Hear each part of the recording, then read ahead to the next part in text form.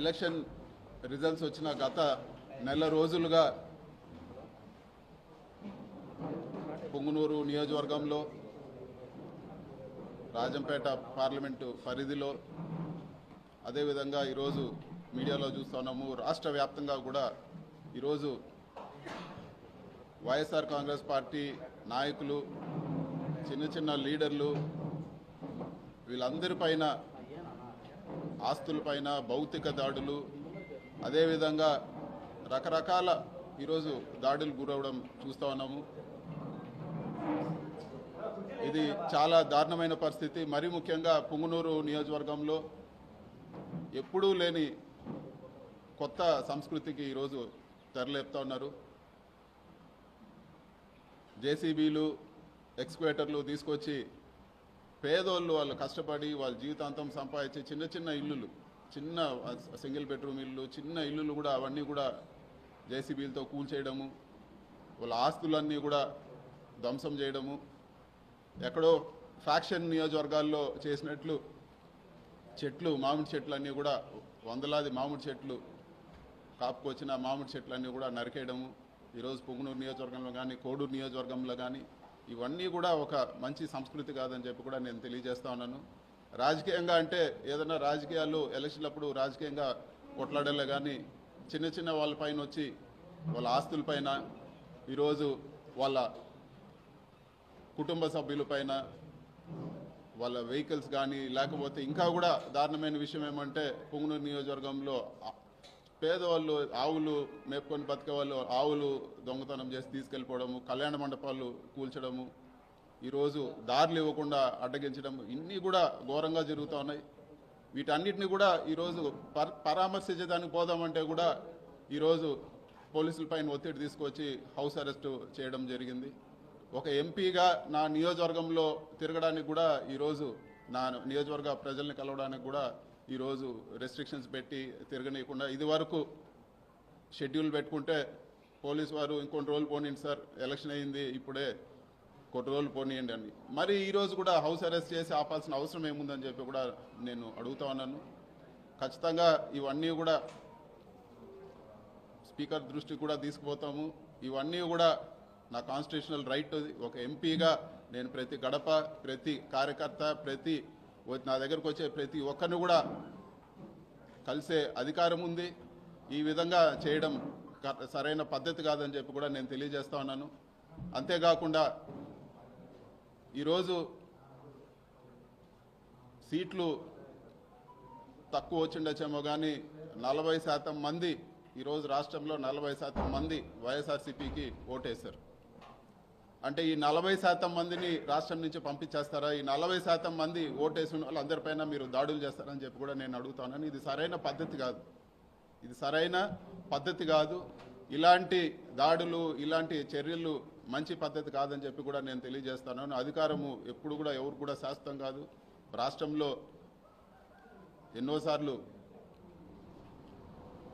పార్టీలు వచ్చినాయి పోయినాయి కానీ ఇలాంటి సంస్కృతి రాష్ట్ర వ్యాప్తంగా ఇది ఒక కొత్త ఒరవడికి తెరలేపారు. ఇది మంచి పద్ధతి కాదని చెప్పి కూడా నేను తెలియజేస్తున్నాను. ఖచ్చితంగా క్యాడర్కు, వైఎస్ఆర్సీపీ నాయకులు అందరూ కూడా చెప్పేది ఏమంటే ఖచ్చితంగా ఈ ప్రతి ఒక్క కార్యకర్తకు అండగా ఉంటాము. సాయశక్తుల ఏ ఇబ్బంది వచ్చినా కూడా ప్రతి ఒక్కరు కూడా అండగా ఉంటామని చెప్పి కూడా ఈరోజు మీడియా ముఖంగా నేను తెలియజేస్తున్నాను. ఈరోజు ప్రోగ్రామ్కి మీరు వెళ్ళడానికి లేదు, మిమ్మల్ని ఈరోజు ఇక్కడే హౌస్ అరెస్ట్ చేయాల్సి వస్తూ ఉంది. మీరు మళ్ళీ కూడా మాకు ఇన్ఫామ్ చేయండి, మళ్ళీ కూడా మేము ఇది చేస్తామని చెప్పి ఇదివరకే నేను ఇన్ఫామ్ చేసే వచ్చాను. మళ్ళీ ఎందుకు చేశారని చెప్పి కూడా నేను అడగడం జరిగింది. విత్ ప్రొటెస్ట్ కూడా సైన్ చేసి ఇవ్వడం జరిగింది. కేవలం ప్రజలకు దూరం చేయలేని కక్షతో ఈ విధంగా వ్యవహరిస్తున్నారు అనుకోవచ్చు. ఈరోజు చెట్లు నరికేశారు, ఈరోజు ఇల్లులు కూల్చేస్తారు. సో ఒక ప్రజాప్రతినిధిగా నేను అక్కడ పోయి ఆ ఇల్లులు కూల్చింది కానీ ఆ చెట్లు నరికించింది వాళ్ళు పరామర్శిస్తే రాష్ట్ర వ్యాప్తంగా ఈరోజు అందరూ కూడా తెలిసే పరిస్థితి ఉంది. ఇవన్నీ కప్పిపుచ్చడానికే ఈరోజు మమ్మల్ని నియోజకవర్గంలో తిరగనీయకుండా చేస్తూ ఉన్నారు. ఇంకా అదేవిధంగా ఈరోజు ఎంపీటీసీలు, అదేవిధంగా మిగతా ఉండే సర్పంచులు కానీ ప్రజాప్రతినిధులు, చిన్న చిన్న ప్రజాప్రతినిధులు అందరినీ కూడా బెదిరించి పార్టీ మారమనో లేకపోతే వాళ్ళని ఒత్తిడి చేసో లేకపోతే రిజైన్ చేయమనో రకరకాలు ఇవన్నీ చేస్తూ ఉన్నారు. ఇవన్నీ కూడా వాళ్ళకు ఒక ఓదార్పుగా కూడా వెళ్ళకూడదని చెప్పే ఒక కుట్రలో భాగంగానే ఈరోజు అధికారులపైన ఒత్తిడి తీసుకొచ్చి ఈరోజు గృహ నిర్బంధం చేయడం జరిగింది. సార్ పర్టికులర్గా పొంగనూరు నియోజకవర్గం సంబంధించి కౌన్సిలర్లకు సంబంధించి ఒత్తిడి తీసుకొచ్చి మరి పార్టీ మార్పిస్తూ ఉన్నారు, భౌతిక దాడులు చేస్తున్నారు. ఏ విధంగా చూడొచ్చు? ఇది ఒకటి, ఎప్పుడు కూడా ఒక 4 నాయకులు ఉన్నా 4 నాయకులు పోయినా పెద్ద తేడా పడదు. ప్రజల్లో ఈరోజు వేయాలనుకుంటే ఖచ్చితంగా ఆ పార్టీ గెలుస్తుంది. సో వీళ్ళు అనుకున్నట్లు ఏదో ఒక 4గురిని ఒత్తిడి చేసో, ప్రలోభాలు పెట్టో, బెదిరించో 4గురిని పార్టీ మార్చినంత మాత్రాన ఒరిగేది ఏం లేదు. ఈ 4గురు కాకపోతే ఇంకొక 4గురిని డెవలప్ చేస్తాం. ఇది వరకు 23 ఎమ్మెల్యేలు తీసుకుపోయి మళ్ళీ వైఎస్ఆర్ కాంగ్రెస్ పార్టీ అధికారంలోకి రావడం జరిగింది. ఆ 23 నియోజకవర్గాలు కూడా గెలవడం జరిగింది. ఇవన్నీ పెద్ద విషయం కాదు. ముఖ్యంగా ఈరోజు చాలా దాడులు జరుగుతున్నాయి. ఇల్లులు కూల్చడం ఇవన్నీ కూడా ఎప్పుడు లేదు. పొంగునూరు చరిత్రలో ఇల్లులు కూల్చడం అనేది ఎప్పుడు లేదు. పొంగునూరుకి ఇన్వెస్ట్మెంట్ వచ్చింది. బస్సుల ఫ్యాక్టరీ ఈరోజు జర్మనీ వాళ్ళు పెట్టడానికి వచ్చారు. ఈరోజు వాళ్ళు సందిగ్ధంలో పడ్డారు. పొంగునూరుకు నష్టమా లాభమా ప్రజలు ఆలోచించుకోవాలని చెప్పి కూడా నేను కోరుతున్నాను. ఇన్ని గొడవలు జరుగుతూ ఉండి ఫ్యాక్టరీ వెళ్ళిపోతే ఇంకెవరైనా పెట్టుబడులు పెడతారా పొంగునూరులో? ఈరోజు వాళ్ళు వచ్చి శంకుస్థాపనకు వచ్చి పూజ చేసి అన్నీ పోయి ఈరోజు వాళ్ళు ఒక సందిగ్ధంలో పడ్డారంటే ఈరోజు ఎంత దారుణంగా ఉందో పరిస్థితి అర్థం చేసుకోవాలని చెప్పి కూడా నేను తెలియజేస్తున్నాను. పొంగునూరు నియోజకవర్గం పైన ఇదివరకు కూడా కక్ష కట్టారు. ఇప్పుడు మళ్ళీ కూడా కక్ష కట్టి ఇలాంటి చర్యలతో ఇలాంటి భయభ్రాంతులు గురి చేసి ఏ ఒక్క ఇన్వెస్ట్మెంట్ రాకుండా పొంగునూరు పక్కన ఎవరు చూడకుండా చేసే పరిస్థితి ఈరోజు వస్తూ ఉందని చెప్పి కూడా నేను మీడియా ముఖంగా అందరికి కూడా నేను తెలియజేస్తాను. అది ఒక బుద్ధి లేని వెధవలు చెప్తూ ఉంటారు. దాని గురించి పట్టించుకోవాల్సిన పని లేదు. దాని గురించి అసలు వివరణ ఇవ్వాల్సిన పని కూడా లేదు.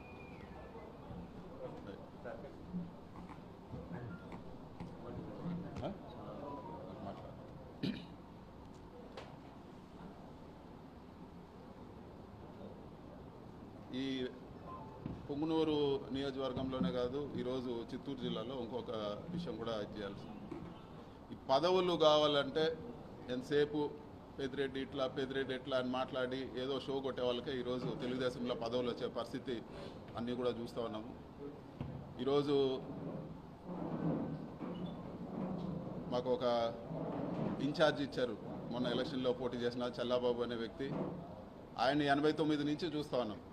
89 నుంచి అధికారంలో చాలాసార్లు మేము అధికారంలో ఉన్నాము, వాళ్ళ పార్టీ అధికారంలో ఉన్నింది. ఇట్లాంటి చెత్త పనులు, ఇల్లులు కొట్టేది, చెట్లు నరికేది, ఆవులు దొంగతనం చేసేది, ఇలాంటి చెత్త పనులు ఎప్పుడు కూడా నియోజకవర్గంలో జరగలేదు. చల్లాబాబు కూడా నేను చెప్పేది ఒకటే, మేము ఒక ఇంట్లో 10 మంది ఉన్నాం. నన్ను అరెస్ట్ చేసినా నేను పట్టించుకోను, అన్నిటికీ సిద్ధం, దేనికైనా సిద్ధం. నన్ను చంపినా కూడా నాకు పర్వాలేదు. మా ఇంట్లో లేకపోతే మా తమ్ముడు వస్తుంది, మా అమ్మ వస్తారు, ఎవరో ఒక వస్తారు. ఖచ్చితంగా మేము రాజకీయాల్లో ఉంటాం. ప్రజలకు కాన్స్టిట్యున్సీలో నియోజకవర్గంలో ఖచ్చితంగా నిలబడతాం. నీ పరిస్థితి నువ్వు ఆలోచించుకో. చంద్రబాబు ట్రాప్లో పడద్దు. నువ్వు చేసిందేంటి? పోలీసుల పైన గొడవ చేసి నువ్వు జైలుకి పోయినావు. అంత మాత్రాన ఈరోజు అందరిపైన కక్ష పట్టి పోలీసులు ఆ రోజు కూడా ఏంటి కళ్ళు పోయే విధంగా బళ్ళు కాల్చి ఓపెన్గా పోలీసుల పైన గొడవ చేస్తున్నారు. వైఎస్ఆర్సీపీ వాళ్ళు ఎప్పుడు కూడా పొంగునూరు నియోజకవర్గంలో ఏ గొడవ చేయలేదు, ఎక్కడ అవ్వలేదు. ఇట్లాంటివి చంద్రబాబు ట్రాప్లో పడి నువ్వు చేసుకోవాలంటే నీ ఇష్టం అని చెప్పి కూడా నేను తెలియజేస్తా ఉన్నాను. నష్టపోయేది చివరికి ఇలాంటి చెత్త పనులు చేసి ఈ పాపాలంతా కొట్టుకుపోయేది చల్లాబాబే అని చెప్పి కూడా తెలియజేస్తా ఉన్నాను. అదేవిధంగా ఈ మధ్యలోనే ఒకే పార్టీలో పనిచేసినాము. రాంప్రసాద్ అని మొన్న మంత్రి అయినారు. ఆయనకు కూడా ఒకటే అజెండా, ఎంతసేపు మా పేరు చెప్తేనే ఆయన పదవి నిలబడుతుంది. ఆయన కూడా నేను చెప్పేది ఒకటే, కొత్తగా మీరేమి అమెరికా నుంచో లండన్ నుంచో వచ్చిందేం కాదు. అందరూ కూడా ఇక్కడ చూస్తూనే ఉన్నాము. నిన్ను కూడా అందరూ కూడా చల్లాబాబు కానీ లేకపోతే రాంప్రసాద్ కానీ చిన్నప్పుడు చెడ్డీలు వేసుకున్నప్పటి నుంచి అందరూ తెలుసు. ఇవేవి ఈ రాజకీయాల్లో ఏమీ శాశ్వతం కాదు. చంద్రబాబు ట్రాప్లో పడి మీరు అన్యాయం అయిపోద్దని చెప్పి నేను తెలియజేస్తానని చెప్పి కూడా ఇది చేస్తాను. Thank you.